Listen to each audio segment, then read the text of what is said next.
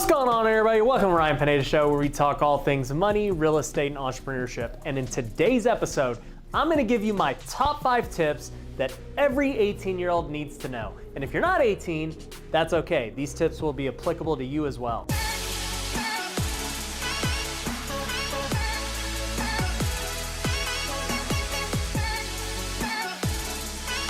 So as I said in the intro, this is ideally for somebody who's a teenager or maybe in their 20s, a young adult. This is the type of information that I wish I knew when I was that age. If you're like me and you're already in your 30s, there's still some great things to get out of this, but it will be much more effective when you're younger. So all that being said, these top 5 tips are things I've learned in my life. Things I've learned from running successful businesses, from playing professional baseball, from having a young family, being a husband, being a father. These are the 5 things I wish I would have known back then. So let's jump into it. The first thing that young people need to know is only go to college if you want. Do not feel obligated to go to college because your parents are telling you they want you to go. Do not feel obligated to go to college because all your friends are doing it. Also, do not go to college just because you have nothing else to do. I see too many kids getting into debt for no reason. They're going to college because their parents pressure them. They're going to college because they don't know what else they would do. The reality is college is becoming less and less useful. It's obviously still necessary for jobs like being a doctor, being a lawyer, things like that. But in the field of business, in the field of tech, many companies are starting to rely less and less on a college degree and more on actual results, actual creativity, people willing to get after it. And I can tell you, a ton of people I hire making 6 figures don't have any college degree. I'm hiring based on talent, I'm hiring based on experience, I'm hiring based on personality, and I'm hiring based on if they want the job or not. How bad do they want it? These are things I'm looking at. So unless you're gung-ho about what you want to do with your career and it requires a degree, don't go to college. Do not get into debt and waste your time, waste your money. Get out in the field, start working, start doing other things and figuring out what you do like. For me, I ended up getting an economics degree, and the only reason I really got that was because I was on a baseball scholarship. I had to go to college no matter what, so I might as well make the most of it. They're paying for it. But if I wasn't on a baseball scholarship, I probably wouldn't have went. I had no idea what I wanted to go to college for. I went to college to play baseball. That was it. And getting a degree was something I just did on the side. I wasn't really passionate about economics. I still don't really even know what job an economics degree will get you. I'm being serious. So don't fall into the trap thinking you have to go to college. My second tip is find a mentor in whatever it is you want to do. So this applies whether you go to college or not. If you want to be in real estate, find the most successful person who's willing to mentor you. I've made a video on how to find a mentor. You can find it in the link below, and that will give you some good advice on what to do to get a mentor to work with you. It will also tell you how to find a mentor. And if you're in college and you want to become a doctor or a lawyer or an accountant, go seek out the top people in those fields and get them to mentor you. They're going to give you so much great info on how to get through college, what to look for, what classes to take, and by the time you're done with college, you're gonna be well prepared to get a great job and really just hit the ground running. And as I said before, this applies to any field. You have to find a mentor. I wish I would have did this early on. I had always found mentors and coaches in baseball, but when I got out of baseball, I never thought to do it. I did not get real estate mentors. I didn't get business mentors. It wasn't until down the line after I had failed and figured everything out by myself that I said, man, I should get mentors. These people know more than I do. They've already been through the struggles I've been through. I should probably seek them out. And that was the game changer. That allowed my business to scale. It allowed my career to really take off. So find a mentor quick. For my third tip, you're probably not gonna believe it because many people are not preaching this. And you may be surprised I am telling you to do this, but for my third tip, it is enjoy your youth. You didn't expect that, right? I see Gary Vee, Grant Cardone, and a lot of these guys saying you gotta hustle. You gotta work day and night. You gotta really work in your youth to push yourself forward later on. While all your friends are out there having fun and partying and doing all this stuff, you need to keep your head down and work. And there is truth to that. I'm not saying go be lazy and just party every day.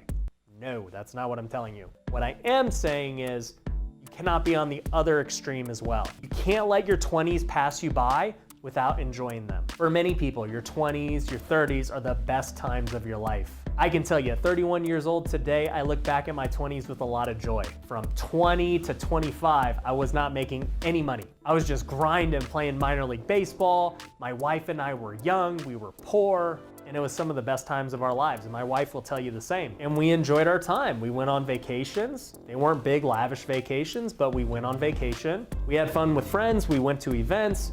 I loved my 20s. And eventually in my mid-20s, I found my passion for real estate and really started pushing through in my career. Had I been working nonstop and I neglected my friends, my family, everyone, and just trying to hustle, I would probably look back today with regret. You're only in your 20s once, guys. Make it count. So the key is to just have a balance. You want to work hard, you want to be responsible, but at the same time, you've got to enjoy your life. The fourth thing I want you to start doing is becoming more self-aware. Now I'll tell you, every year I become more self-aware of both my strengths, my weaknesses, who I am, who I was, who I'm becoming. I know so much more about myself now at 31 than I did when I was 18. But when I was 18, I wasn't really trying to understand myself. I was just hustling. I didn't realize back then that I was an entrepreneur. I didn't realize that I was a good salesperson. I most definitely was not good at making videos and speaking on camera. I didn't realize I like leading and running companies. All of these things I've learned throughout the years, and I've learned that I enjoy them. And as I learn more about what I'm good at and what I'm not good at, I can continue to do more things I'm good at. And the more time I spend doing things I'm good at, the further along I'm gonna be. If I'm constantly fighting this battle doing things I suck at, probably not a good thing. So really try to become self-aware. Try new things. You don't know what you're good at yet until you try. Be okay with failing. If you fail, it doesn't mean that you're not good at it. It could just be that you're not good at it yet. But if you never put yourself into new situations, you're never gonna know what you're good at and what you enjoy. So become self-aware. The fifth tip that I'm gonna give you is start documenting your journey. Social media is an amazing tool. I talk about it a lot. I talk about how great it is for business. It has so much more meaning and purpose in our lives today and in the future. At this point, if you start filming everything you do, it's gonna help you in many ways. Number one, you're gonna have those memories forever. All of these social media platforms are now storing all of these videos in the cloud. They're in the sky somewhere, I don't know where. But I really enjoy looking back at my Facebook archives, my Instagram archive, and just seeing how far I've come. When they show me a memory from years ago, I can't help but look back and think, wow, like I remember going through that. That was so crazy. And those memories are really valuable to me. So it's great from that perspective. And I know a bunch of you don't have kids yet, but it will be amazing for kids in the future. They'll be able to see you when you were young. They'll be able to see exactly what you did, how you got to where you were at. They'll be able to see themselves as babies. I can't wait until my son James and my daughter Olivia are older and they're able to see all the stuff we filmed of them. It's gonna be a trip. But the second reason why it's so important is that it will help you in your business and personal brand. I've talked about the power of social media in my business. It's made me millions of dollars, not only from just getting deals, building relationships, selling products, all of these things. Having a personal brand is what's gonna determine a lot of business success. And if you start your journey today in your business, whether it's house flipping, whether it is your career as an attorney, whatever the case is, people are going to follow you and see you from the beginning. And hopefully you're successful and you rise to the top. You'll have all of that documented. I wish I would have documented my journey when I was 20 years old. If I had all the footage and all the content of what I was saying when I was 20 and then I looked at it now, it would be such great content. I'd be able to share that with you guys right now and say, look guys, I was 20 years old.